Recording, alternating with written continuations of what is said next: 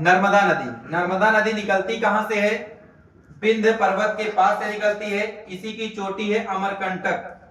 तो अमरकंटक से ये निकलती है नर्मदा नदी और दो पर्वतों को मध्य से होकर के बहती। देखिए ऊपर है विंध्य और नीचे है सतपुड़ा। तो नर्मदा नदी दो पर्वतों के मध्य से होकर के बहती है।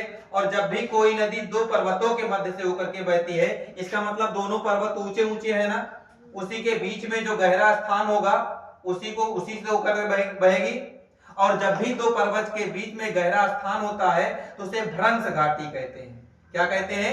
भ्रंश घाटी। तो ये नर्मदा नदी भ्रंश घाटी से होकर के बहती है और आगे जाती है और अरब सागर में मुहाना बना लेती है। इसी पर धुआंधार जलप्रपात भी स्थित है। नर्मदा नदी पर कौन सा? भेड़ा घाट के पास में कौन सा जलप्रपात है? भेड़ा घाट के पास में इसी पर नर्मदा नदी पर धुआंधार जलप्रपात है। धुआंधार जलप्रपात किस नदी पर है? नर्मदा नदी पर है। यह भी पूछा जाता है। सरदार सरोवर बांध किस नदी पर है? सरदार सरोवर बांध इसी नदी पर है। सरदार सरोवर बांध ये भी नर्मदा नदी पर है। तो नर्मदा नदी क्लियर।